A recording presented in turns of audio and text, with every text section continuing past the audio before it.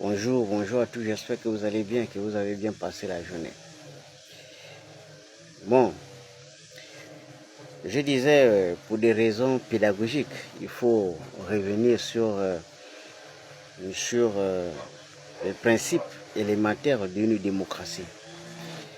C'est-à-dire que lorsque on parle d'un État, on parle d'une république, on parle de la démocratie, ça suppose que vous avez un territoire. Un territoire, vous avez un président et des institutions en place. Lorsque un président arrive au pouvoir, il n'a rien. Il nomme donc un gouvernement.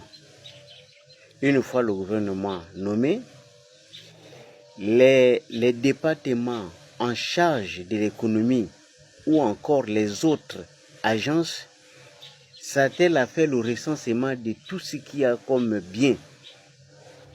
Et puis, vers la fin, ils vont vous donner une estimation de ce que serait le budget de l'année en cours ou de l'année prochaine. Évidemment, le budget est basé sur ce que vous avez à vendre, sur les recettes propres et tout le reste. Et le ministre va donc annoncer au gouvernement, au cours du Conseil des ministres, que nous avons un budget estimé par exemple à 100 000 francs.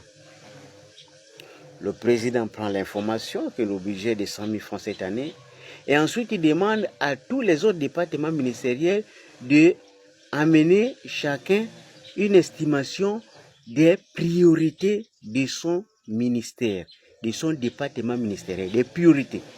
C'est-à-dire qu'à l'éducation, il donne la priorité, la santé donne la priorité, et les affaires sociales, etc., dans tous les départements. Maintenant, une fois les priorités enregistrées, le gouvernement fait ce qu'on appelle les arbitrages en fonction du budget que le gouvernement a annoncé. On fait les arbitrages par rapport aux besoins. Et là, les arbitrages, c'est quoi? C'est se donner des priorités par rapport aux moyens disponibles. C'est ce qu'on appelle les arbitrages. Une fois cette étape terminée, on envoie donc le soldat du gouvernement, ça veut dire que le Premier ministre, à l'Assemblée nationale pour aller prendre l'autorisation auprès des propriétaires de l'argent. Ça veut dire que nous, parce que l'Assemblée nationale est censée représenter nous, le peuple gabonais. Et comme l'argent nous appartient, le Premier ministre, une fois les informations à sa position, il va donc à l'Assemblée nationale pour aller prendre l'autorisation auprès des vrais propriétaires d'argent. Pour aller dire, voici ce que moi je vous propose.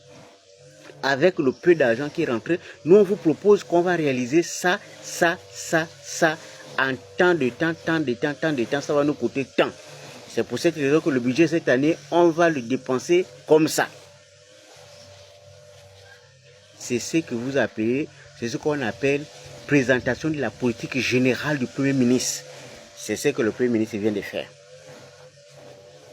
Ce n'est qu'après avoir reçu le quitus de l'Assemblée que le Premier ministre donne désormais à chaque ministre le feu vert pour exécuter ce qu'ils ont présenté comme priorité. C'est ça qu'on appelle le fonctionnement d'un État normal. C'est-à-dire que dans là où je vous ai cité, là, vous avez vu que le président de la République gère quoi que ce soit. Et donc, le président n'est que l'arbitre. Il est là, c'est pour veiller à l'arbitrage des priorités. Il a son salaire, il a son mode de fonctionnement, lui qui n'a rien à voir, parce que dans la programmation budgétaire, le trait de vue du président est pris en compte. Et de chaque ministre est pris en compte. Et donc, une fois ce volet fait, c'est au ministre d'exécuter ce pourquoi il a été nommé. Donc, c'est-à-dire travailler sur le terrain. Et c'est comme ça que les choses sont censées fonctionner. Dans un état normal, ça fonctionne comme ça. C'est-à-dire que la politique exige une rigueur telle que l'émotion n'est pas autorisée en politique. La politique, ce n'est pas une activité émotionnelle. vous amenez l'émotion politique, on ne va jamais décoller. C'est à cause de ça que l'Afrique est retardée aujourd'hui. Parce qu'on se focalise sur l'émotion. Le président sort, on applaudit. Le président rit, on applaudit. Le président mange, on applaudit. Même Ali mange les coupés, on applaudit. Vous applaudissez pourquoi? Est-ce que vous êtes là pour ça? Il y a un parlement qui surveille l'action de l'État, qui est censé rendre compte avec rigueur. Parce que quand le Premier ministre présente la feuille de la politique générale, les députés prennent note de ce qu'il a dit. Et ils doivent rendre public. La première responsabilité de l'Assemblée nationale, c'est rendre public ce qui a été dit par le Premier ministre. C'est vrai que c'est passé en direct, mais qu'est-ce que le Premier ministre a proposé réellement? Il a proposé quoi exactement? En éducation nationale, il a proposé quoi? La santé, il a proposé quoi? Les affaires sociales, il a proposé quoi? Etc. Les départements qui concernent les Gabonais. Au foncier, tout le reste. Qu'est-ce qu'il a proposé pour que l'Assemblée nationale puisse donner cutis? Il a proposé quoi? Comme ça, le peuple aura les outils d'appréciation pour suivre ce qui va se faire. Mais le président de la République, lui, n'est pas là pour faire des dons, puisqu'il ne dispose pas d'un budget personnel pour faire des dons. Il faut qu'on arrive à un niveau où on arrive à moraliser le service public. On arrive à moraliser les politiciens pour que chacun puisse prendre ses responsabilités. Parce que si on ne décolle pas en Afrique, c'est parce qu'on ne respecte pas les principes de base. Un État fonctionne sur la base des principes. Un président ne dépense pas l'argent du contribuable. D'abord, il n'en a pas le droit de dépenser l'argent sans aucune autorisation. Il n'a pas le droit de faire un don sans aucune autorisation, puisque tout ce qui va se faire, c'est désormais dans une programmation. Chaque département ministériel est censé avoir une programmation. Pourquoi alors on va faire des dons? Les dons, c'est réservé aux ONG qui viennent en appui quand les choses ne fonctionnent pas très bien. Mais ce n'est pas le ressort des politiciens. Et puis, les mêmes habitudes qu'hier, il ne faut pas qu'on ramène. Il ne faut pas qu'on assiste aux dons des députés. Et même si c'est vrai que ceux qui sont là ne sont pas élus, sont nommés, il ne faut pas qu'ils se déploient maintenant sur le terrain pour aller faire les dons des babouches, les dons des chaises, les dons de ceci. Ce n'est pas ça le rôle. Parce que si un ministre fait des dons, alors qu'il est censé travailler, ben, on est dans une autre forme de république, malheureusement.